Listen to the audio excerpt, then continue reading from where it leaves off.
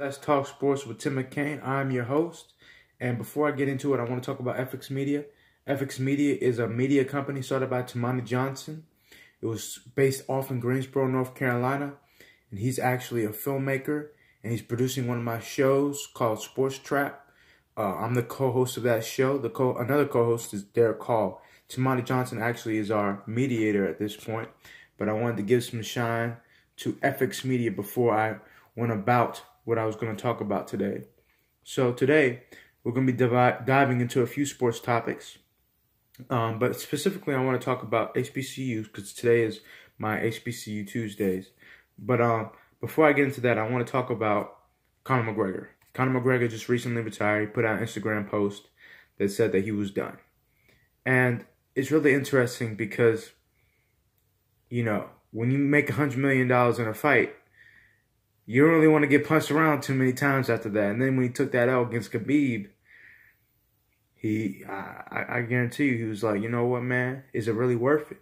I mean, I'm over here $100 million. I'm $100 millionaire. I'm a millionaire. Big time money. Why do I gotta take more punches than I want to, you know? And I think, honestly, best luck to him, whether he decides to leave or stay. He did sign a 6 fight deal with Dana White, though. And so that could be interesting, how that's going to, you know, whether or not he decides to come back, because he is still a young man. But anyway, he was exciting. He was fun.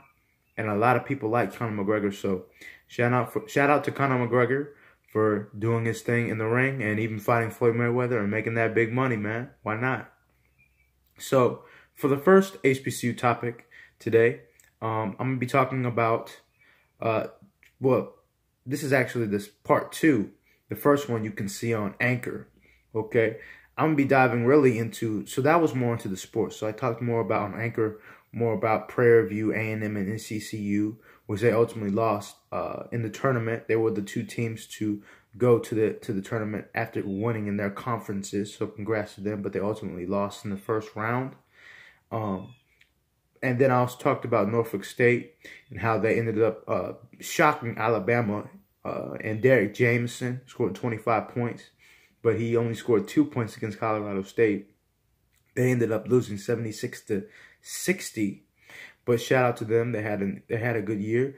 Even though it was an NIT, they still played it. Why not still come out and say, hey, we were champions? So, hey, I got respect to them for it.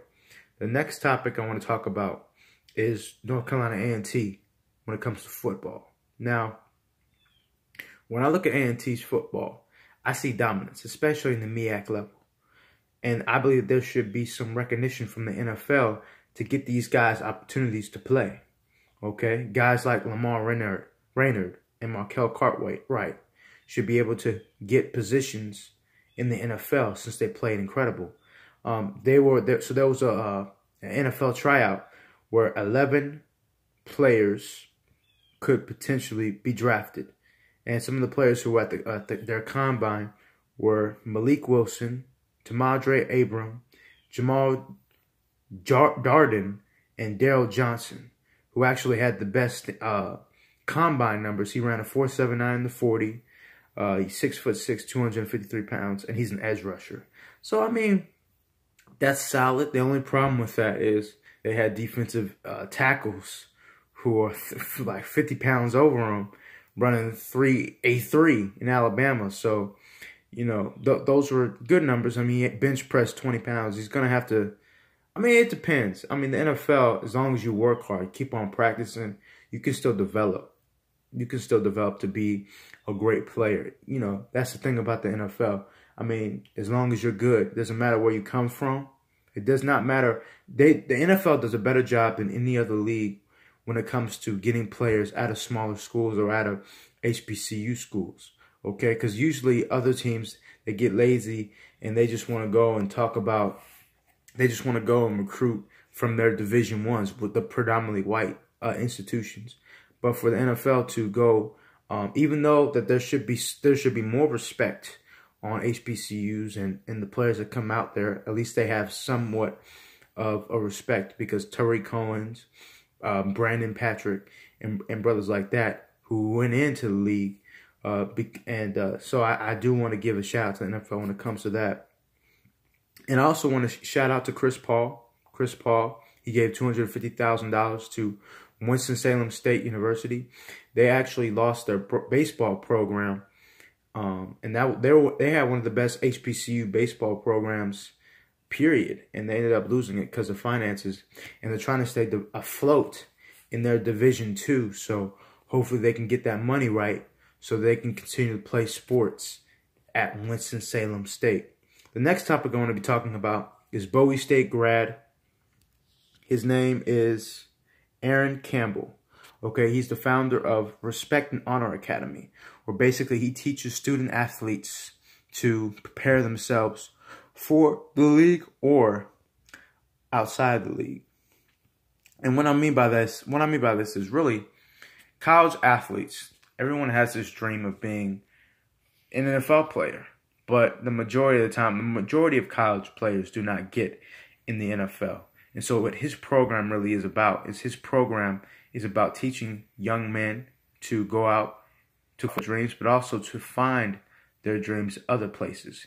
He also has places where kids with 2-star or 3-star recruits who did not get enough shine were able to get some shine. So he actually had an event recently where he helped recruit some young athletes. And they actually had 11 HBCUs there, and they were able to get some tryouts and some scholarships. And so I definitely want to shout out R&H and Aaron Campbell for doing what they're doing, because nobody's doing what they're doing. And so I want to shout out to them. This is Let's Talk Sports with Tim McCain. And we talked about specifically the R&H Academy. We talked about Conor McGregor. And we talked about Chris Paul and giving back to Winston-Salem State University.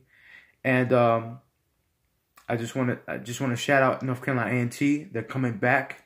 They're doing great things when it comes to football, and the NFL scouts that were actually at the attendance for the combine. There were the Giants, the Cardinals, the Bears, the Jets, the Saints, and so many more teams. And they're interested in these players.